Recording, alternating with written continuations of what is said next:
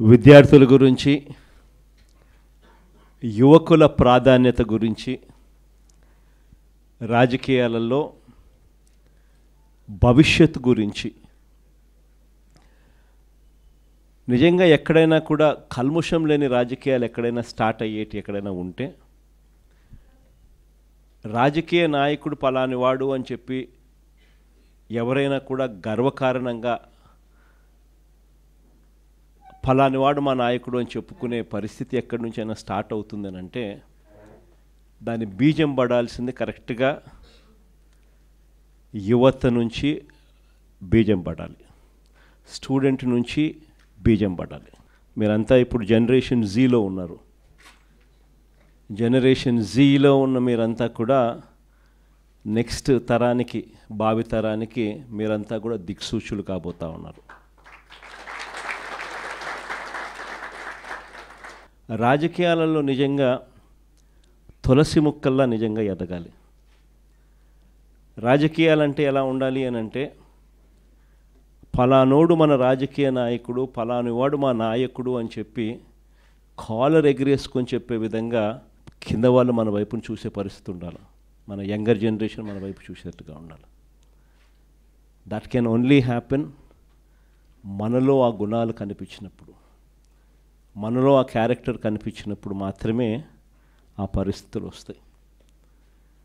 రాష్ట్రంలో ఈరోజు ఏం జరుగుతూ ఉంది, ఎలా జరుగుతూ ఉంది, పరిస్థితులు ఏమిటి, ఇవన్నీ కూడా మీకు తెలియనేటివి కాదు. గట్టిగా విద్యార్థులు, గట్టిగా యువత అడుగులు ముందుకు వేస్తే దేశాలలో గవర్నమెంట్లు మారిపోతూ ఉన్నాయి.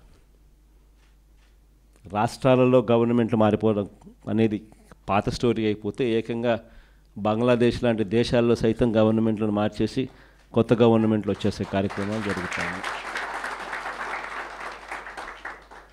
ఆ కైండ్ ఆఫ్ పొటెన్షియల్ ఉన్నవాళ్ళు యంగ్స్టర్స్, యువకులు. ఇవన్నీ ఎందుకు చెప్తా ఉన్నాను అని అంటే రాజకీయ సిచ్యువేషన్లో ఈరోజు ఆంధ్ర రాష్ట్రం గురించి మరీ ముఖ్యంగా, నేను దేశం గురించి పెద్ద మాట్లాడదలుచుకోలేదు కానీ రాష్ట్రం గురించి అయితే మాత్రం ఖచ్చితంగా ఏం జరుగుతూ ఉంది అనేది మనం అంతా కూడా ఇదే రాష్ట్రంలో ఉన్నాం కాబట్టి, ఇది రాష్ట్రం మనది కాబట్టి, మన రాష్ట్రం బాగుండాలని మనం అంతా ఆరాట పడుతున్నాం కాబట్టి ఈ రాష్ట్రంలో రాజకీయ పరిణామాలను మనం గమనించాల్సిన అవసరం ఉంది. అసలు ఈరోజు ఒక యంగ్స్టర్ రేపొద్దున గొప్పగా ఎదిగి భావి ప్రపంచంతో పోటీపడి ఉద్యోగాలన్నది తాను సంపాదించుకునే పరిస్థితిలో అవలీలగా సంపాదించుకునే పరిస్థితిలోకి తాను పోగలిగే పరిస్థితి ఉందా లేదా అన్నది ఏ యంగ్స్టర్కైనా కూడా ఫస్ట్ అడగాల్సిన మాట, అడగాల్సిన ప్రశ్న మన మనస్సాక్షిని. ఇది జరగాలి అని అంటే ఓవర్ నైట్ జరిగే పరిస్థితి కాదు. ఒక ప్రణాళికాబద్ధంగా ఒక లీడర్ అనే వ్యక్తి, ఒక నాయకుడు అనే వ్యక్తి తాను వేసే ప్రతి అడుగు కూడా ఈరోజు ఒక అడుగు వేస్తే అది చెట్టు కావడానికి, ఈరోజు వేసే విత్తనం ఒక చెట్టు కావడానికి, ఆ విజన్ ట్రాన్స్లేట్ కావడానికి 10-15 సంవత్సరాలు మినిమం పడుతుంది. కానీ ఆ 10-15 సంవత్సరాల తర్వాత ఈరోజు వేసే విత్తనం కన్నా సరిగ్గా వేయకపోతే, ఈరోజు వేసే విత్తనం కన్నా సరిగ్గా కరెక్ట్ అయిన విత్తనం వేయకపోతే మాత్రం 10 సంవత్సరాలు 15 సంవత్సరాల తర్వాత కూడా మన బ్రతుకులు మారవు, ఇదే మాదిరిగానే ఉంటాం. మనం లీడర్లుగా కాబోతా ఉన్నప్పుడు మనం చేయాల్సింది ఏమిటి అని అంటే అలాంటి విత్తనాలు వేసే ఆలోచనలు మన బుర్రలో కదలాలి. ఈరోజు విద్యారంగం చూస్తే మన ప్రభుత్వ హయాంలో ఎలాంటి అడుగులు పడ్డాయి, మన ప్రభుత్వం పోయిన తర్వాత ఈ 18 నెలల కాలంలో ఎలాంటి అడుగులు పడతా ఉన్నాయని చెప్పి ఒకసారి గమనించాల్సిన అవసరం చాలా ఉంది. ఎందుకనంటే ఒకసారి తేడాగాన గమనించినట్లయితే మనము యంగ్స్టర్స్గా మన పాత్ర అన్నది ఎంత క్రిటికల్ అన్నది గుర్తుపెట్టుకుంటాం. కారణం ఏంటంటే మనం మార్చకపోతే ఈ వ్యవస్థ మారదు. మనం మార్చడానికి అడుగులు ముందుకు వేస్తేనే ఈ వ్యవస్థ మారుతుంది. మనం చూసేసి ఉన్నట్టు వదిలేసినామనంటే ఈ వ్యవస్థ ఎప్పటికీ ఇలాగనే ఉంటుంది. మొట్టమొదటిసారిగా అడుగులు పడింది నిజంగా మన టైంలో పడ్డాయని చెప్పి మాత్రం నేను గర్వంగా చెప్పగలుగుతాను. ఎందుకంటే ప్రతి అడుగు కూడా ఫస్ట్ క్లాస్ చదువుతా ఉన్న పిల్లాడి దగ్గర నుంచి కేజీ నుంచి పీజీ దాకా, కేజీ నుంచి ఆ పిల్లాడు గ్రాడ్యుయేషన్ అయ్యేదాకా ఆ పిల్లాడికి ఎలాంటి చదువులు ఉండాలి, ఎలాంటి భావితరంతో తాను పోటీ పడే పరిస్థితి వస్తుంది, ఆ పోటీలో తాను ఎలా నిలబడగలుగుతాడు, ఆ పోటీలో తాను నిలబడమే కాకుండా ఆ పోటీలో తాను విజయం సాధించాలి అని చెప్పి ఆలోచన చేసిన వ్యక్తులము ఒక్క వైఎస్ఆర్సీపీ ప్రభుత్వంలో మన హయాంలో మాత్రమే జరిగింది. మామూలుగా స్టూడెంట్స్ గురించి ఏ నాయకుడు, ఏ రాజకీయ నాయకుడు ఆలోచన చేయడు, ఎందుకంటే వాళ్ళకు ఓటు హక్కు లేదు కదా అనేది ఫస్ట్. కానీ వాళ్ళే రేపొద్దున భవిష్యత్తు అని ఆలోచన చేయగలిగిన వాడు మాత్రమే రాజకీయ నాయకుడు కాదు, లీడర్ అవుతాడు. అలాంటి అడుగులు పడింది వైఎస్ఆర్సీపీ అని నేను గొప్పగా చెప్పగలుగుతా. మొట్టమొదటి అడుగులు ఇంగ్లీష్ మీడియం వైపులో అడుగులు పడ్డాయి. బడులు మార్చాలి, గవర్నమెంట్ బడులలో చదివే పిల్లలు కాంపిటేటివ్గా ఒక ఆస్పిరేషన్గా ఎవరైనా కూడా why should anybody go to Narayana, why should anybody go to Chaitanya, why should anybody go to any private పెద్ద స్కూలు. మన గవర్నమెంట్ స్కూళ్ళు ఎందుకు అలా లేవు, మన గవర్నమెంట్ స్కూళ్ళు ఎందుకు ప్రైవేట్ స్కూళ్ళతో పోటీ పడే పరిస్థితి ఎందుకు లేదు, గవర్నమెంట్ స్కూళ్ళలో ప్రైవేట్ స్కూళ్ళతో పోటీ పడే పరిస్థితి వచ్చినప్పుడు, లేదా ప్రైవేట్ స్కూల్సే గవర్నమెంట్ స్కూల్స్తో పోటీ పడే పరిస్థితి తీసుకొచ్చినప్పుడు అప్పుడు పేదవాడి జీవితం బాగుపడుతుంది అన్నది మొట్టమొదటి సీడ్ అక్కడి నుంచి పడింది. ఆ సీడ్లో భాగంగా వేగంగా అడుగులు మార్చాం. మొట్టమొదటిసారిగా ఇంగ్లీష్ మీడియం తీసుకొచ్చాం, mandatory English medium, compulsory English medium స్కూల్స్గా ఇంగ్లీష్ మీడియం స్కూల్స్ మార్చాం. 3వ తరగతి నుంచే టోఫుల్ను ఒక పీరియడ్గా తీసుకొచ్చినాం. 3వ తరగతి నుంచే సబ్జెక్ట్ టీచర్ కాన్సెప్ట్స్ని తీసుకొచ్చినాం. ప్రతి పిల్లాడి చేతిలోనూ ఆక్స్ఫర్డ్ డిక్షనరీ కూడా బుక్కులతో పాటు ఇచ్చినాం, తెలుగు టు ఇంగ్లీష్ ట్రాన్స్లేషన్కు ఫెసిలిటేట్ చేస్తూ. ప్రతి పిల్లాడికి కూడా 8వ తరగతికి వచ్చేసరికి ట్యాబులు చేతిలో పెట్టి ఆ పిల్లాడిని గొప్పగా ప్రైవేట్ స్కూల్స్తో కన్నా ఇంకా బెటర్ ఎడ్యుకేషన్ ఇచ్చే విధంగా అడుగులు వేయించే కార్యక్రమం చేసాం. ఇంగ్లీష్ మీడియం కాదు, సిబిఎస్ఈ కాదు, ఏకంగా ఐబీని తీసుకొచ్చి మన గవర్నమెంట్ స్కూల్లో మన పిల్లలకు పరిచయం చేసినాం. ఐబీ వాళ్ళు జెనీవా నుంచి వచ్చి మన స్టేట్ గవర్నమెంట్తో పనిచేయడం మొదలుపెట్టారు. 2025 first class, 2026 second class, 2027 third class and so on and so fourth పెట్టుకుంటూ 2035కి వచ్చేసరికి మన పిల్లలు 10th క్లాస్ ఎగ్జామ్ ఐబీలో రాసే విధంగా ఐబీ జెనీవా వచ్చి స్టేట్ గవర్నమెంట్తో పనిచేయడం మొదలుపెట్టింది. ఎందుకు ఇవన్నీ జరిగాయి? కారణం ఏమిటి అని అంటే, ఆ స్థాయి ఎడ్యుకేషన్ కన్నా మన పిల్లలకు కన్నా మనం కన్నా ఇవ్వగలిగితే, మన పోటీ అనేది మన ఆంధ్ర కాదు, మన పోటీ అనేది ప్రపంచం మొత్తము తో మన పిల్లలు పోటీ పడేటప్పుడు ఆ ప్రపంచంతో పోటీ పడే చదువులు మన పిల్లలకు అక్కడి నుంచి స్టార్ట్ అవుతున్నాయా లేదా అన్నది ది మోస్ట్ ఇంపార్టెంట్ ఆస్పెక్ట్ అవుతుంది. అక్కడి నుంచి వ్యవస్థను మార్చుకోవచ్చు. సరే, గోరుముద్ద ఇటువంటి అన్నీ కూడా చిన్న చిన్న మార్పులే అయినా కూడా నాడు నేడుతో శ్రీకారం చుట్టి అమ్మఒడి అనే పథకంతో పిల్లలను బడికి పంపించేదానికి తల్లులను మోటివేట్ చేస్తూ 75% అటెండెన్స్ను కూడా ఖచ్చితంగా మ్యాండేటరీగా తీసుకొస్తూ అక్కడి నుంచి స్టార్ట్ చేసిన మార్పులు అలా ముందుకు పోతూ హైయర్ ఎడ్యుకేషన్లోకి కూడా తీసుకుని పోయాం. మొట్టమొదటిసారిగా హైయర్ ఎడ్యుకేషన్లో జాబ్ ఓరియంటెడ్ కరికులంను తీసుకొచ్చింది ఒక వైఎస్ఆర్సీపీ హయాంలోనే తీసుకొచ్చినాం. మొట్టమొదటిసారిగా మన చదువుల్లో లేనిదేమిటి, వెస్టర్న్ చదువుల్లో అడ్వాన్స్డ్ కంట్రీస్లో ఉన్న చదువుల్లో ఉన్నదేమిటి అని మొట్టమొదటిసారిగా బేరీజు వేసాం. అక్కడ ఉన్న కోర్సులు ఇక్కడ ఎందుకు లేవు, ఎందుకు డిగ్రీ అన్నది ఇక్కడ నామకే వాస్తే చదువుగా ఉంది, ఎందుకు అక్కడ డిగ్రీ అనేది ఎందుకు వాల్యూ అనేది ఉన్నది అని చెప్పి అసెస్మెంట్ జరిగింది. ఎడెక్స్ అని చెప్పి ఒక సంస్థని తీసుకొని వచ్చి ఐవీ లీగ్ కాలేజెస్ అంటే ఈ స్టాన్ఫర్డు, ఎంఐటి, ఇవే కాకుండా ఎల్ఎస్సి, ఇటు పెద్ద పెద్ద యూనివర్సిటీస్ అన్నిటితో కూడా వాళ్ళ ఆన్లైన్ వర్క్, వాళ్ళ చదువులు, వాళ్ళ సర్టిఫికెట్లు, వాళ్ళ డిగ్రీలు మన కోర్సులో కరికులంలో భాగం చేస్తూ సర్టిఫికెట్లు కూడా వాళ్ళ దగ్గర నుంచి వచ్చేట్టుగా, క్రెడిట్స్ వాళ్ళు ఇచ్చేట్టుగా భాగస్వాములను చేస్తూ ఎడెక్స్ ద్వారా మన డిగ్రీలో కరికులంలో ఆన్లైన్ ద్వారా పార్ట్ చేస్తాం. ఇది మొట్టమొదటి మార్పు. డిగ్రీలో క్వాలిటీ ఇంప్రూవ్ చేస్తూ మొట్టమొదటిసారిగా డిగ్రీలో మ్యాండేటరీ ఇంటర్న్షిప్ తీసుకొచ్చినాం. మొట్టమొదటిసారిగా డిగ్రీకి వాల్యూ ఇస్తూ చదువులు ఉండేట్టుగా కాలేజీలన్నీ కూడా ఖచ్చితంగా నాక్ రిజిస్ట్రేషన్ వైపు అడుగులు వేయించాం. మనం రాకమునుపు ఎన్ని కాలేజీలు తెలుసా నాక్ రిజిస్ట్రేషన్ ఉండేది? 257 కాలేజీలు 2019 నాటికి నాక్ రిజిస్ట్రేషన్లో ఉంటే, మనం వచ్చిన తర్వాత నాక్ రిజిస్ట్రేషన్ కాలేజీలు 2024 ఫిబ్రవరి నాటికల్లా 437 కాలేజీలకు తీసుకొని పోయినాం. క్వాలిటీ ఆఫ్ ఎడ్యుకేషన్ను ఇంప్రూవ్ చేస్తూ, ఇదొకటే కాకుండా ఈ చదువులు చదివించే విషయంలో ఏ పేదవాడైనా కూడా చదువులు చదువుకునేదానికి అప్పుల పాలయ్యే పరిస్థితి రాకూడదు.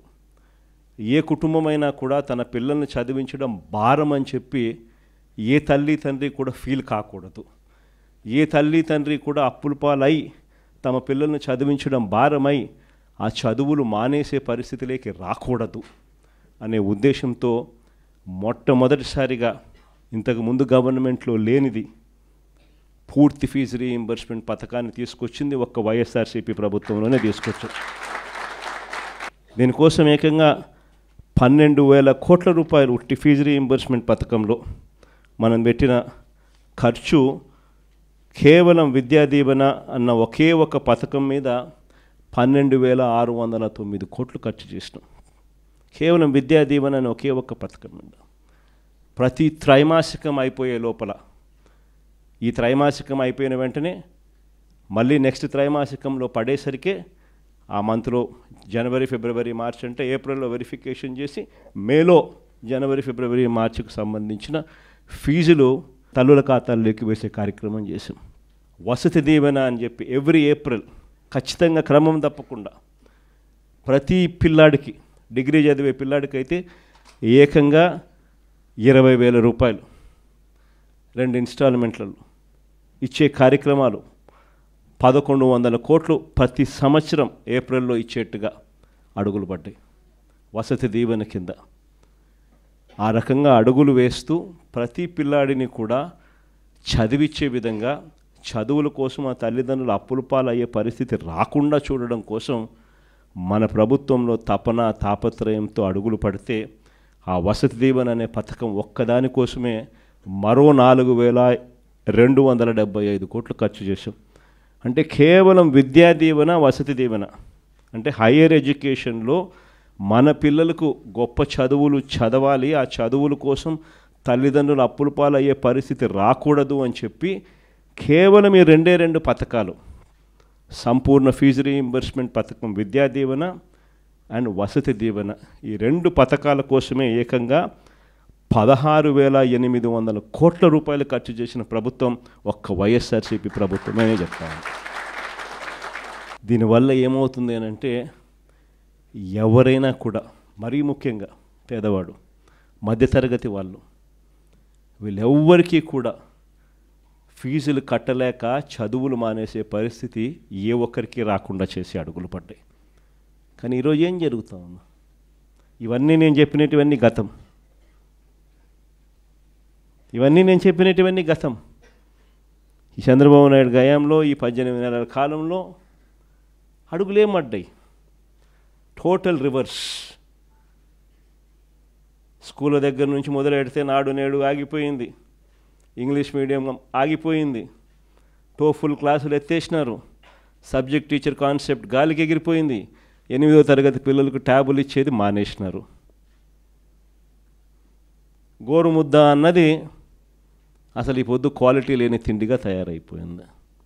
సరే, ఒకవైపున స్కూళ్ళు నాశనం అయిపోయాయి అన్నది ఒక్క నిమిషం పక్కన పెడితే, హైయర్ ఎడ్యుకేషన్కి వచ్చేసరికి పరిస్థితి ఏమిటి అని చూస్తే, ఈరోజు పిల్లలు చదవకూడదు, చదివితే వీళ్ళు ఎక్కడ గొప్పవాళ్ళు అవుతారేమో అనే బాధ చంద్రబాబు నాయుడులో ఎక్కువగా అనిపిస్తూ ఉంది. మొట్టమొదటి ప్రభుత్వం, ఈ ప్రభుత్వం వచ్చిన తర్వాత సెప్టెంబర్ 30 దాకా 7 క్వార్టర్స్ ఫీజు రీయింబర్స్మెంట్ బకాయిలే. January, February, March 2024, January, February, March quarter 2024 which was suppose to be paid, ఏప్రిల్లో వెరిఫై చేసి మేలో డబ్బులు ఇవ్వాల్సింది. అక్కడ బ్రేక్ పడింది. ఎన్నికలు మే 13 ఎన్నికలు జరిగాయి, అక్కడ బ్రేక్ పడింది. చంద్రబాబు నాయుడు ఎన్నికల కమిషన్కి లేఖ రాసి ఫీజు రీయింబర్స్మెంట్ డబ్బులు జగన్ ఇస్తా ఉన్నాడు, ఆపండి అని చెప్పి ఏకంగా లేఖ కూడా రాసి కూడా ఆపిచ్చేసాడు. సరే, మే 13 ఎన్నికలు అయిపోయాయి, తర్వాత అయినా ఆయన ఇస్తాడులే అని ఇవ్వాలి కదా. జనవరి, ఫిబ్రవరి, మార్చ్ క్వార్టర్కు సంబంధించి ఏప్రిల్లో వెరిఫై చేసి మేలో ఇవ్వాల్సింది అక్కడ బ్రేక్ పడితే, జనవరి, ఫిబ్రవరి, మార్చికి సంబంధించిన క్వార్టర్ 2024 క్వార్టర్ నుంచి సెప్టెంబర్ 2025 7 క్వార్టర్స్, ఒక్కొక్క క్వార్టర్కు దాదాపుగా 700 కోట్ల రూపాయలు, 650 కోట్ల నుంచి 700 కోట్ల రూపాయలు ఒక్కొక్క క్వార్టర్కు ఫీజు రీయింబర్స్మెంట్ కింద ఖర్చు అవుతుంది, పూర్తి ఫీజు రీయింబర్స్మెంట్ కింద. ఉజ్జాయింపుగా 7 క్వార్టర్స్కు ఇంటూ 700 అంటే 4,900 కోట్లు ఇచ్చింది ఈ ప్రభుత్వం. కేవలం 700 కోట్లు అంటే 4,200 కోట్లు డ్యూస్ ఉట్టి ఫీజు రీయింబర్స్మెంట్ మీద. ఈ డిసెంబర్కి వస్తే మరో 700 కోట్లు యాడ్ అవుతుంది. వసతి దీవెన కింద ఏప్రిల్ 2024 1,100 కోట్లు, ఏప్రిల్ 2025 మరో 1,100 కోట్లు, మరో 2,200 కోట్లు డ్యూస్. అంటే అదొక 4,000, ఇదొక 2,200, 6,200 కోట్లు పిల్లలకు చంద్రబాబు నాయుడు ఇవ్వాల్సింది ఇవ్వకపోవడంతో ఈరోజు పిల్లలు చదువులు మానేస్తూ ఉన్న పరిస్థితి, సర్టిఫికెట్లు రాని పరిస్థితి, తల్లిదండ్రులు గట్టిగా అడగలేని పరిస్థితిలో పిల్లలు ఉండరు. పిల్లల చదువుల కోసం తల్లిదండ్రులు అప్పులు చేస్తూ ఉన్న పరిస్థితి ఈరోజు రాష్ట్రంలో కనిపిస్తూ ఉంది. 6,200 కోట్ల రూపాయలు ఫీజు రీయింబర్స్మెంటు, వసతి దీవెన, విద్యా దీవెన కింద ఈరోజు బకాయిలు. ఇలాంటి పరిస్థితుల్లో పిల్లలకు తోడుగా వైఎస్ఆర్సీపీ పార్టీ నాయకత్వం తీసుకోకపోతే రేపొద్దున భవిష్యత్తులో పిల్లలకు చదువులు రావు, చదువులు మానేస్తారు. ఒక చిన్న ఎగ్జాంపుల్ చెప్తా, మీ అందరికీ కూడా తెలిసే ఉంటుంది, GER రేషియో అని, గ్రాస్ ఎన్రోల్మెంట్ రేషియో అంటారు. అంటే నెంబర్ ఆఫ్ చిల్డ్రన్ ఇంటర్మీడియట్ తర్వాత హైయర్ ఎడ్యుకేషన్కి ఎంతమంది జాయిన్ అవుతున్నారు కాలేజీల్లో అనే లెక్క. 2018-19లో చూస్తే 27.86% మాత్రమే 2018-19లో GER రేషియో ఉంటే 2023-24 వచ్చేసరికి మనం ఇవన్నీ చేసి తోడుగా నిలబడేసరికి ఏకంగా 37% అది పెరిగింది.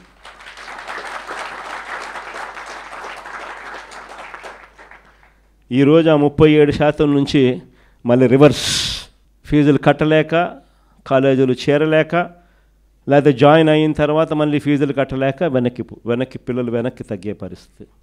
ఒకవైపున చదువుల పరంగా ఇంత దారుణమైన పరిస్థితిలో ఒకవైపున ఉంటే, మరోవైపున ఉద్యోగాల పరంగా, పిల్లల భవిష్యత్ పరంగా ఏ రకంగా ఈ ప్రభుత్వం అడుగులు వేస్తూ ఉంది అన్నది కూడా ఒకసారి గమనించినట్లయితే ఇక్కడ కూడా ఆశ్చర్యకరంగా ఇచ్చే విషయాలు కనిపిస్తాయి. మన ప్రభుత్వ హయాంలో ఒక చిన్న కంపారిజన్ చెప్పడానికి, మన ప్రభుత్వ హయాంలో అక్షరాల ప్రభుత్వ రంగంలోనే దాదాపుగా 6,31,000 ఉద్యోగాలు ప్రభుత్వ పరంగా మనం ఇవ్వగలిగాం. ప్రభుత్వ రంగంలోనే ఒక పర్మనెంట్ ఉద్యోగాలే గవర్నమెంట్ రంగంలో ఇచ్చినది దాదాపుగా 2,13,662 ఉద్యోగాలు ఇచ్చినాం. గ్రామ వార్డు సచివాలయాల్లోనే మన కళ్ళ ఎదుటనే యంగ్స్టర్స్ అందరూ కూడా కనిపిస్తారు గ్రామాల్లో. ఆ గ్రామ వార్డు సచివాలయాల్లోనే దాదాపుగా 1,26,000 మంది ఉద్యోగాలు మన హయాంలో ఇచ్చిన ఉద్యోగాలే మన పిల్లలే కనిపిస్తారు. మరో 52,000 మంది ఆర్టీసీలో గవర్నమెంట్గా వైఎస్ఆర్సీపీ గవర్నమెంట్లో రెగ్యులరైజ్ చేస్తే 52,000 మంది ఆర్టీసీ ఎంప్లాయీస్ను గవర్నమెంట్లో రెగ్యులరైజ్ అయిపోయిన ఉద్యోగస్తులుగా కనిపిస్తారు. మరో health and medical family welfare సెక్షన్లో చూస్తే దాదాపుగా మరో 17,000 ఉద్యోగాలు అక్కడ కూడా మనం ఇచ్చి జీరో వేకెన్సీ పాలసీ తీసుకొని వచ్చి ప్రతి హాస్పిటల్లోనూ కూడా స్పెషలిస్ట్ డాక్టర్ల కొరతలు నేషనల్ లెవెల్లో 61% డెఫిసిట్ ఉంటే ఆంధ్ర రాష్ట్రంలోకి వచ్చేసరికి కేవలం 4% మాత్రమే డెఫిసిట్. స్పెషలిస్ట్ డాక్టర్లు గవర్నమెంట్ హాస్పిటల్లో అవైలబిలిటీ సంఖ్య. ఆ రకంగా మరో 17,000 మందిని రిక్రూట్ చేసినాం. స్కూల్ ఎడ్యుకేషన్లో దాదాపుగా మరో 10,300 మంది పోస్టులు అక్కడ క్రియేట్ చేసాం. 1998 2008 డిఎస్సి లాంటి ప్రాబ్లమ్స్ అన్నీ కూడా సాల్వ్ చేస్తూ 2019 DSC, 2023 DSC, 2023 KGBV, triple IT ఇవన్నీ కలుపుకుంటే దాదాపుగా మరో 10,300 ఉద్యోగాలు స్కూల్ ఎడ్యుకేషన్లో ఇవన్నీ కూడా ప్యాక్ చేస్తాం. ఇవి కాక కళ్ళ ఎదుట కనిపించే గవర్నమెంట్ సెక్టర్లో 2,66,000 మంది వాలంటీర్లు కనిపిస్తారు. ఆప్కాస్లో మరో 1,00,000 మంది కనిపిస్తారు. బ్రేవరేజెస్ కార్పొరేషన్లో మరో 18,000 మంది కనిపించేవాళ్ళు. రేషన్ ఎండియూస్ మొబైల్ డిస్పెన్సింగ్ యూనిట్స్లో ఆ డ్రైవరుకు తోడు అటెండరు మరో 20,000 మంది ఎంప్లాయీస్. ఈ రకంగా దాదాపుగా ఉట్టి ప్రభుత్వ రంగంలో దాదాపుగా 6 లక్షల ఉద్యోగాలు, 6,31,000 ఉద్యోగాలు ఒక్క ప్రభుత్వ రంగంలోనే మనం క్రియేట్ చేయగలిగినాం. ఇవి కాక ఎంఎస్ఎంఈ సెక్టర్ అన్నిటికన్నా ఉద్యోగాలకు మూలమైన సెక్టర్ ఏంటంటే ఎంఎస్ఎంఈ సెక్టర్. మన హయాంలో చంద్రబాబు నాయుడు పెండింగ్లో పెట్టిన బకాయిలు, ఇన్సెంటివ్స్ అన్నీ కూడా మనం రిలీజ్ చేస్తే ఆ ఎంఎస్ఎంఈ ఒక సెక్టర్లోని 4,78,000 ఎంఎస్ఎంఈ యూనిట్స్ను గ్రౌండ్ చేసి వాటి ద్వారా దాదాపుగా మరో 33 లక్షల ఉద్యోగాలు మనం ఎంఎస్ఎంఈ సెక్టర్ ద్వారా మనం క్రియేట్ చేయగలిగాం. అంటే ఒక కాన్ఫిడెన్స్ ఉండేది, వైఎస్ఆర్సీపీ ప్రభుత్వం, జగన్ ప్రభుత్వం ఎంఎస్ఎంఈస్కు తోడుగా ఉంది, పెండింగ్ బకాయిలన్నీ తాను క్లియర్ చేశాడు, ప్రతి సంవత్సరం క్రమం తప్పకుండా ఎంఎస్ఎంఈలకు కూడా తాను బటన్ నొక్కుతూ ఉన్నాడు. కాబట్టి ఎంఎస్ఎంఈ ఇన్సెంటివ్స్ క్రమం తప్పకుండా ప్రతి సంవత్సరం వస్తాయి మాకు అన్న నమ్మకం. ఆ నమ్మకంతో ఎంఎస్ఎంఈలు are the biggest providers of jobs. ఈ పెద్ద కంపెనీలు, సోకాల్డ్ పెద్ద కంపెనీలలో పెద్ద ఉద్యోగాల సంఖ్యలు ఎక్కువ రావు, పెట్టుబడి ఎక్కువ, ఉద్యోగాల సంఖ్య తక్కువ. కానీ ఎంఎస్ఎంఈస్లో పెట్టుబడి తక్కువ, ఉద్యోగాలు మాత్రం ఎక్కువ పెట్టుబడితో కంపేర్ చేస్తే. దాదాపుగా 4,78,000 యూనిట్స్ గ్రౌండ్ అయి మరో 33 లక్షల ఉద్యోగాలు ఎంఎస్ఎంఈ సెక్టర్ ద్వారా మనం కల్పించగలిగాం. అది కాకుండా లార్జ్ అండ్ మెగా ఇండస్ట్రీస్లో మరో 1,00,000 ఉద్యోగాలు, మొత్తం కలిపితే 40,13,552 ఉద్యోగాలు ఒక్క వైఎస్ఆర్సీపీ ప్రభుత్వ హయాంలో మనం క్రియేట్ చేయగలిగాం. ఇది మనం చెప్పే లెక్కలు కూడా కాదు, వాళ్ళు తయారు చేసుకున్న సోషియో ఎకనామిక్ సర్వే రిపోర్ట్ల ప్రకారం నిజంగా మెరుగైన ఉద్యోగాలు ఎక్కడొస్తాయి తెలుసా? సెల్ఫ్ ఎంప్లాయిడ్ సెక్షన్స్లో వస్తాయి ఉద్యోగాలు. ఇవన్నీ ఇంత కష్టపడితే మనం క్రియేట్ చేయగలిగినవి ఇంతే. కానీ సెల్ఫ్ ఎంప్లాయిడ్ సెక్షన్స్లో మనం ప్రమోట్ చేయగలిగితే క్రియేట్ చేయగలిగిన ఎంప్లాయ్మెంటు ఒక విప్లవం. అన్నిటికన్నా ఇంకొకటి బిగ్గెస్ట్ ఏం తెలుసా? 62% ఆఫ్ ద పాపులేషన్, 62% పాపులేషన్ వ్యవసాయం మీద ఆధారపడ్డ పాపులేషన్. వ్యవసాయం ఒక్కటి కన్నా కుదేలైపోతే 62% జనాభాకు ఉపాధి ఉండదు. చంద్రబాబు నాయుడు నోట్లో నుంచి వచ్చే మాటలు అయితే వ్యవసాయం అన్నది దండగా అనే మాటలు వస్తాయి. కానీ వ్యవసాయాన్ని పండగగా మార్చిన పరిపాలన ఎక్కడైనా జరిగింది అని అంటే మన ప్రభుత్వ హయాంలో. ప్రతి అడుగులో కూడా విత్తనం నుంచి పంట కొనుగోలు వరకు, పంట కొనుగోలు నుంచి రైతుకి ఏదైనా విపత్తు వస్తే ఆ విపత్తు నుంచి రైతును ఆదుకునే వరకు ప్రతి అడుగులోనూ కూడా రైతును చేపట్టుకొని నడిపించింది ఒక వైఎస్ఆర్సీపీ ప్రభుత్వ హయాంలో మాత్రమే. ఇవన్నీ చేయగలిగాం కాబట్టే రాష్ట్రంలో ఎకానమీ అన్నది బాయింట్గా ఉన్నది. వీటి అన్నిటికీ తోడు ఎప్పుడు జరగని విధంగా 4 పోర్ట్లు రాష్ట్రం మొత్తం చూస్తే మనం రాకమునుపు వరకు 6 పోర్ట్లు ఉంటే, 4 లొకేషన్స్లో 6 పోర్ట్లు ఉంటే, మన 5 ఏళ్ల పీరియడ్లోనే కోవిడ్ ఉన్నా కూడా, 2 సంవత్సరాలు కోవిడ్ ఉన్నా కూడా, మన 5 ఏళ్ల కాలంలో ఏకంగా మరో 4 పోర్ట్లకు శ్రీకారం చుట్టి అడుగులు ముందుకేసి, అందులో 3 పోర్ట్లు గవర్నమెంట్ రంగంలోనే, రామాయపట్నం అయితేనేమి, మూలపేట అయితేనేమి, కాకినాడ అయితేనేమి, మచిలీపట్నం పోర్ట్ అయితేనేమి, ఇవన్నీ దాదాపుగా రామాయపట్నం అయితే 80% కంప్లీట్ అయిపోయింది, మచిలీపట్నం పోర్ట్ అయితే 30% కంప్లీట్ అయిపోయింది, మూలపేట పోర్టు ఆల్మోస్ట్ 30% కంప్లీట్ అయిపోయింది, కాకినాడ పోర్టు ఒకటి ప్రైవేట్ పోర్ట్లో ఇంకోటి డెవలప్ చేసాం. మొత్తం 4 పోర్ట్లు, 10 ఫిషింగ్ హార్బర్లు, 6 ఫిష్ ల్యాండింగ్ సెంటర్స్. అంటే పోర్ట్ లెడ్ ఎకానమీని అడుగులు వేగంగా ముందుకు ఇచ్చగలిగాం. గూగుల్కి సంబంధించి క్లారిఫికేషన్, చంద్రబాబు నాయుడు అనే వ్యక్తి ఏ రకంగా క్రెడిట్ చోరీ చేస్తాడు అనేది కూడా చెప్పింటే, డేటా సెంటర్ అనే దానికి ఫస్ట్ ఆఫ్ ఆల్ డేటా విశాఖపట్నంకు రావాలా కదా, వస్తేనే కదా డేటా సెంటర్ అనేది వచ్చేది. ఆ డేటా అనేది సింగపూర్ నుంచి కేబుల్ తీసుకొచ్చేదానికి అంకురార్పణ చేసింది వైఎస్ఆర్సీపీ ప్రభుత్వంలో జరిగింది. కాబట్టి వైఎస్ఆర్సీపీ ప్రభుత్వంలో 300 మెగావాట్లకు సంబంధించి డేటా సెంటర్కు శంకుస్థాపన చేశాం. అదానికి గూగుల్కు ఆ రోజుల్లోనే 2022లోనే నోయిడాలో గూగుల్తో కలిపి నోయిడాలో already data centre Adani already కట్టాడు. దానికి సంబంధించి శంకుస్థాపన 2023లో జరిగింది. తర్వాత సింగపూర్ గవర్నమెంట్కు 2020 శంకుస్థాపన చేసిన రోజే, తర్వాత 3-4 నెలలకే 2022లోనే సింగపూర్ గవర్నమెంట్కి లేఖ కూడా రాసినాం, కేబుల్ అక్కడి నుంచి వచ్చేదానికి మాకు ఫెసిలిటేట్ చేయండి అని. అవన్నీ జరిగితే ఈరోజు గూగుల్ వస్తూ ఉన్నాం. డేటా సెంటర్లో అసలు కట్టాలి అని అంటే ఫస్ట్ డేటా రావడానికి కేబుల్ కావాలి కదా. ఇవన్నీ అప్పుడు మనం చేసాం కాబట్టి ఇప్పుడు వస్తూ ఉంది. ఆ రోజు నుంచి చూస్తే విశాఖపట్నంలో డెవలప్మెంట్ అనేది ఆ రోజు అడుగులు మనం వేసాం కాబట్టి ఈరోజు గూగుల్ వస్తూ ఉంది. ఆ రోజు మనం మూలపేట పోర్టు మనం 30% కంప్లీట్ చేసాం కాబట్టి ఈరోజు మూలపేటలో పోర్టు కంప్లీట్ అయ్యే పరిస్థితిలోకి వస్తూ ఉంది. ఆ రోజు భోగాపురం ఎయిర్పోర్ట్కు 900 కోట్లు ల్యాండ్ అక్విజిషన్కి మనం ఖర్చు చేసినాం. R&R ల్యాండ్ అక్విజిషను 900 కోట్లు ఖర్చు చేసి భోగాపురం ఎయిర్పోర్ట్కు ఫౌండేషన్ స్టోన్ వేసి దాదాపు 30% కంప్లీట్ చేసినాం, అన్ని పర్మిషన్లు తీసుకొచ్చి ఇచ్చి. మనం చేశాం కాబట్టి అది కంప్లీట్ అవుతుంది. ఈరోజు నిజంగా చంద్రబాబు నాయుడు చూస్తే అన్నీ రివర్స్గానే కనిపిస్తూ ఉండే. మెడికల్ కాలేజీలు అన్నిటికన్నా నిజంగా చాలా అతి దరిద్రమైన పని చంద్రబాబు నాయుడు ఏదైనా చేస్తూ ఉన్నాడంటే ఇది అతి దరిద్రమైన పని. నిజంగా అతను మంచి చేయకపోతే చేయకపోయి కనీసం చెడు చేయడం అన్న దానికి మనకి ఇంతకన్నా దరిద్రం ఏదైనా ఉంటుందో నాకు అర్థం కాదు అసలు.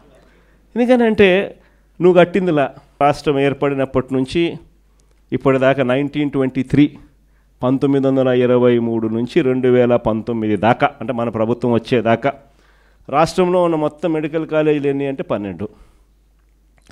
గవర్నమెంట్ రంగంలో ఉన్న మొత్తం మెడికల్ కాలేజీలు ఎన్ని అని అంటే 12. ఈ 12 కాలేజీలకు చంద్రబాబు నాయుడు చేసింది 0. రాష్ట్రంలో ఉన్న మెడికల్ కాలేజీలు ఎన్ని అని అంటే గవర్నమెంట్ 12. చంద్రబాబు నాయుడు 12లో ఏమైనా ఒకటన్నా చేశాడంటే అది లే, ఒక్కటి చేయలే.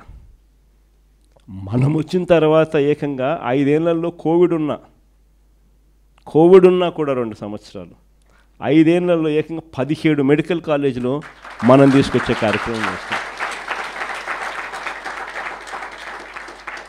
ఆ 17 మెడికల్ కాలేజీల్లో అసలు ఒక మెడికల్ కాలేజ్ అన్నది ఎందుకంత ఇంపార్టెంటు, అది చాలా మోస్ట్ ఇంపార్టెంట్ థింగ్. ప్రతి ఒక్కరం కూడా చంద్రబాబు నాయుడు తప్ప మిగతా వాళ్ళందరూ కూడా లాజికల్గా ఆలోచన చేయదగ్గ పాయింట్. అసలు గవర్నమెంట్ ఎందుకు స్కూల్ నడుపుతుందో, అసలు గవర్నమెంట్ ఎందుకు హాస్పిటల్ నడుపుతుందో, గవర్నమెంట్ ఎందుకు ఆర్టీసీ బస్సులు నడుపుతుందో ఎప్పుడైనా ఆలోచన చేశారా? ఎప్పుడైనా తట్టిందా? ఎందుకంటే గవర్నమెంట్ ఇది చేయకపోతే ప్రైవేట్ వాడు పేదవాడిని మధ్యతరగతిని పూర్తిగా నాశనం చేసేస్తాడు. ఎక్స్ప్లాయిటేషన్ జరుగుతుంది. ప్రైవేట్ ఎక్స్ప్లాయిటేషన్కి చెక్ పడాలి అని అంటే గవర్నమెంట్ అనేది స్కూల్ నడుపుతేనే చెక్కు పడుతుంది, గవర్నమెంట్ అనేది హాస్పిటల్ నడుపుతేనే చెక్కు పడుతుంది, గవర్నమెంట్ అన్నది ట్రాన్స్పోర్ట్ ఆర్టీసీ నడుపుతేనే చెక్కు పడుతుంది. లేకపోతే ప్రైవేట్ వాళ్ళు పేదలను మధ్యతరగతి వాళ్ళను పూర్తిగా ఎక్స్ప్లాయిట్ చేసే కార్యక్రమం జరుగుతుంది. This is common sense. మనము ప్రతి పార్లమెంటును ఒక జిల్లా చేసాం, అంటే ప్రతి 7 అసెంబ్లీ సెగ్మెంట్లకు ఒక పార్లమెంటుకు ఒక జిల్లా చేసాం. జిల్లా చేయడమే కాకుండా ఆ జిల్లాలో ఒక గవర్నమెంట్ మెడికల్ కాలేజ్ తీసుకొచ్చే కార్యక్రమం చేస్తాం. గవర్నమెంట్ మెడికల్ కాలేజ్ ఎందుకనంటే గవర్నమెంట్ మెడికల్ కాలేజ్తో పాటు అక్కడ ఒక మల్టీ స్పెషాలిటీ హాస్పిటల్ కూడా టీచింగ్ హాస్పిటల్గా అవైలబిలిటీలోకి వస్తుంది. ఎందుకనంటే అసిస్టెంట్ ప్రొఫెసర్లు, పీజీ స్టూడెంట్సు, మెడికోసు వీళ్ళందరూ కూడా అక్కడే పనిచేస్తారు, నర్సింగ్ స్టూడెంట్స్ అందరూ కూడా.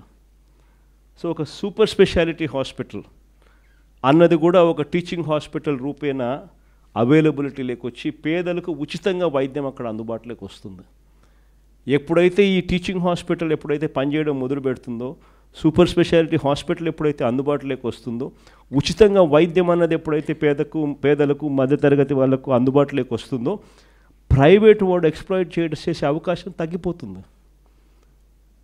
ఎందుకనంటే 50 కిలోమీటర్ల దూరంలో నీకు ఆ హాస్పిటల్ ఉన్నప్పుడు 50 కిలోమీటర్ల లోపే ఈ హాస్పిటల్లో నీకు ఉచితంగా వైద్యం అందుతూ ఉన్నప్పుడు నువ్వు లక్షలు ఫీజులు వేస్తే ఎందుకు ఎవడు డబ్బు కట్టడు. కాబట్టి ప్రైవేట్ ఎక్స్ప్లాయిటేషన్ చెక్ పడుతుంది అని పేదలకు మధ్యతరగతులకు ఒకవైపున మంచి చేస్తూ, మరోవైపున ఏకంగా ఈ మెడికల్ కాలేజీల వల్ల 17 మెడికల్ కాలేజీల వల్ల ఏకంగా 4900 మెడికల్ సీట్లు అవైలబిలిటీలోకి వస్తాయి. ఈ 17 మెడికల్ కాలేజీల వల్ల మాత్రమే ఏకంగా 2550 మెడికల్ సీట్లు అవైలబిలిటీలోకి వస్తాయి. ఈ సీట్లలో అందరూ కూడా పిల్లలకు సీట్లు ఫ్రీగా దొరుకుతాయి, సగం సీట్లు. మిగతా సీట్లు ప్రైవేట్ కన్నా ఇంకా తక్కువ రేట్లకు గవర్నమెంట్ కాలేజీలలో అవైలబిలిటీలోకి వస్తాయి. మన పిల్లలు డాక్టర్లు అవుతారు, మన జిల్లాల్లోనే డాక్టర్లు అవుతారు. మన పిల్లలకి ఇన్ని సీట్లు అవైలబిలిటీ ఇక్కడే చదవడం మొదలు పెడితే మన పిల్లలు ఇక్కడే డాక్టర్లు అయి మన ప్రాంతంలోనే సేవలు అందిస్తూ ఉంటారు. సో ఒక గొప్ప కార్యక్రమం జరుగుతూ ఉంటే ఈ 17 మెడికల్ కాలేజీలలో 7 మెడికల్ కాలేజీలు చంద్రబాబు నాయుడు ప్రమేయం లేకుండానే అయిపోయినాయి. మనం ఉన్నప్పుడే ఒక 5 మెడికల్ కాలేజీలు అయితే పూర్తిగా స్టార్ట్ అయిపోయినాయి. 800 సీట్లు కూడా ఆల్రెడీ స్టార్ట్ అయినాయి. కోర్సులు కూడా 3 బ్యాచ్లు కూడా జరిగాయి. ఇంకొక పాడేరు మెడికల్ కాలేజీకి సంబంధించి జూన్లోనే క్లాసులు స్టార్ట్ అయిపోయాయి. పులివెందుల మెడికల్ కాలేజీకి సంబంధించి చంద్రబాబు నాయుడు ముఖ్యమంత్రి అయ్యే నాటికి సీట్లు అలాట్ చేస్తూ, అయ్యా మీకు 50 సీట్లు ఇస్తున్నాము అని చెప్పి లెటర్ వచ్చింది. ఈ మనిషి మాకు సీట్లు వద్దు అని లెటర్ ఎన్నికి రాసినాడు. ముఖ్యమంత్రి మెడికల్ కాలేజీకి 50 సీట్లు ఇస్తే సెంట్రల్ గవర్నమెంట్ మాకు వద్దు అని ఎన్నికి లెటర్ రాసినాడు. మొత్తం 17 కాలేజీలలో 7 మెడికల్ కాలేజీలు రెడీగా ఉన్నాయి. 8,000 కోట్లకు దాదాపుగా 3,000 కోట్లు అప్పుడే ఖర్చు చేసేసి పూర్తిగా కాలేజీలు రెడీ అయినాయి. మిగిలిన 10 కాలేజీలకు పెట్టాల్సింది 5,000 కోట్లు. 5 ఏళ్ళ టైం ఉంది. సంవత్సరానికి 1,000 కోట్లు. మనిషికి మనసు రాదు. 1,000 కోట్లు. రాష్ట్ర బడ్జెట్ చూస్తే 2,50,000 కోట్లు. సంవత్సరానికి కావాల్సింది 1,000 కోట్లు. 5 ఏళ్ళకి కలిపి 5,000 కోట్లు. పోనీ ఆయన పెట్టకపోతే పాయ, మేము వచ్చినా మేము చేసుకుంటాం. కానీ కనీసం ఇలా స్కాములు చేస్తూ అమ్మడం ఏంది అని అడుగుతా ఉన్నా. స్కాములు చేస్తూ అమ్మేదానికోసం శ్రీకారం చుడతా ఉన్నాడు. సో ఈ స్థాయికి దిగజారిపోయిన ఈ మనిషిని నిజంగానే క్వశ్చన్ చేయగలిగిన వ్యక్తులు ఎవరైనా ఉండారు అని అంటే అది యంగ్స్టర్స్ నుంచి మొదలు కావాలి. ఇవన్నీ మీరు ముందుకు తీసుకొని పోవాలి. రాష్ట్రంలో 1 కోటి సంతకాల సేకరణ జరుగుతూ ఉంది. 1 కోటి సంతకాల సేకరణ జరుగుతూ ఉంది. స్టూడెంట్ వింగ్స్ను, యూత్ వింగ్స్ను ఏకంగా గ్రామ స్థాయిలోకి తీసుకొని పోయే కార్యక్రమం చేయడానికి YSR Congress party initiation already start అయింది. అందులో భాగంగానే నియోజకవర్గ స్థాయిలో అనుబంధ విభాగాలకు సంబంధించి అధ్యక్షుడిని వేయడం, మండల స్థాయిలో కూడా అనుబంధ విభాగాలకు సంబంధించి అధ్యక్షుడిని వేయడం ఆల్రెడీ కంప్లీట్ అయిపోయింది. మండల స్థాయి నుంచి ఇంకా గ్రామ స్థాయిలోకి పోయే కార్యక్రమానికి ఇప్పుడు అడుగులు పడుతూ ఉన్నాయి. గ్రామ స్థాయిలో కూడా స్టూడెంట్ అనుబంధ విభాగం రావాలి, యూత్ అనుబంధ విభాగం రావాలి.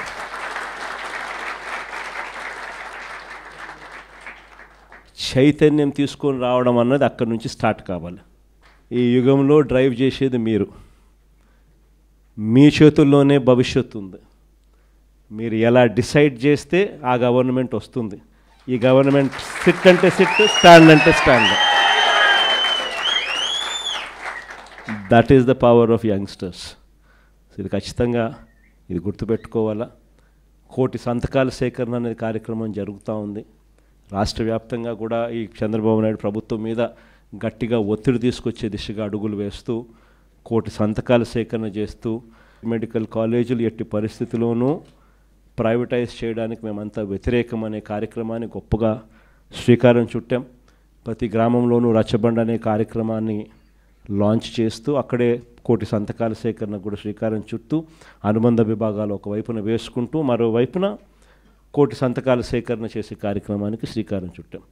సో అవన్నీ కూడా మీరు దగ్గరుండి మీరు కూడా ఇన్వాల్వ్ అయ్యి, మీరు ఇన్వాల్వ్ కావడమే కాకుండా ఇంకా న్యూట్రల్స్, ఇంకా లైక్ మైండెడ్ పీపుల్ను, ఇంకా మిగతా వాళ్ళందరినీ కూడా మనం అందరినీ కూడా కలుపుకొని పోయే కార్యక్రమాలు కూడా చేస్తూ అందరినీ కూడా ఈ స్ట్రీమ్ ఆఫ్ థింకింగ్ లేకి ఎక్స్ప్లెయిన్ చేస్తూ వీళ్ళందరినీ కూడా మమేకం చేస్తూ ఈ కార్యక్రమం జరిగించాలి.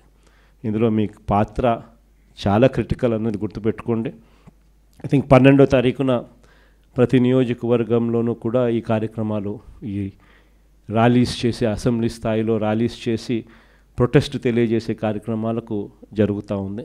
సో ఆ 12వ తారీఖు చేసే ఆ కార్యక్రమాలు చంద్రబాబు నాయుడుకి ఏ రకంగా షాక్ తగలాలి అని అంటే, చంద్రబాబు నాయుడు అనే వ్యక్తి ప్రైవేటైజేషన్ అనేది బుర్రలో నుంచి తీసేసేయాలన్న ఆ లెవెల్లో షాక్ తరగాలి. సో అక్కడి నుంచి అడుగులు స్లోగా ముందుకు వేస్తే పోదాం. ఐ థింక్ డిసెంబర్ నాటికల్లా ఫీజు రీయింబర్స్మెంట్ మీద కూడా ఐ థింక్ చంద్రబాబు నాయుడుకి సఫిషియెంట్ టైం ఇచ్చినట్టుంటుంది.